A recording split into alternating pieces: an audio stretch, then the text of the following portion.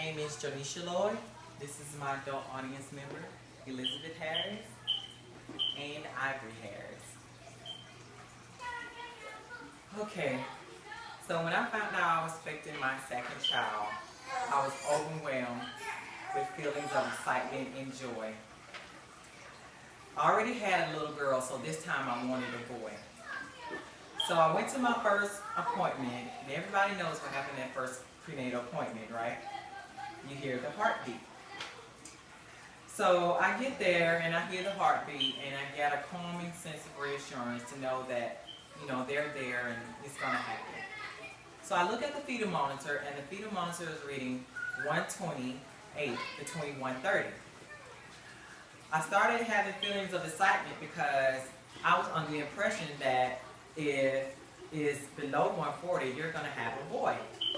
So I started getting really excited, and I went home and started coming up with names for boys.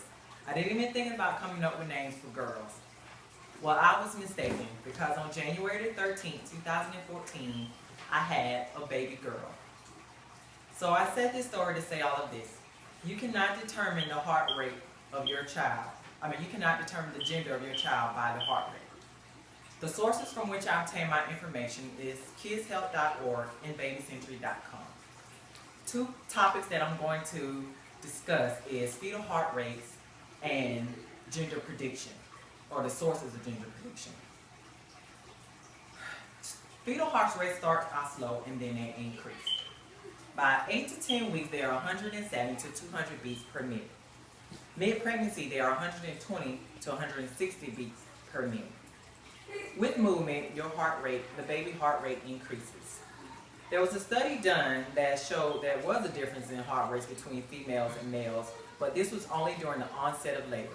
Female heart rates were much faster than male heart rates. But of course by then, it's a little too late to determine the heart rate of your child. There are only 3 procedures that can determine the sex of your baby.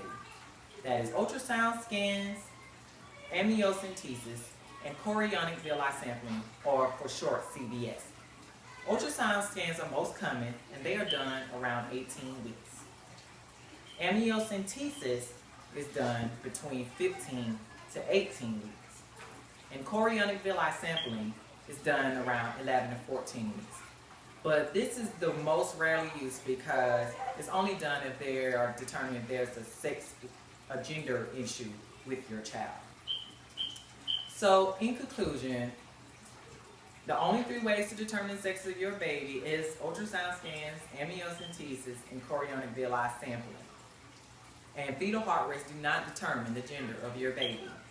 You're pretty much better off with having a 50-50 chance of guessing if it's a girl or a boy if you don't go with these 3 sources.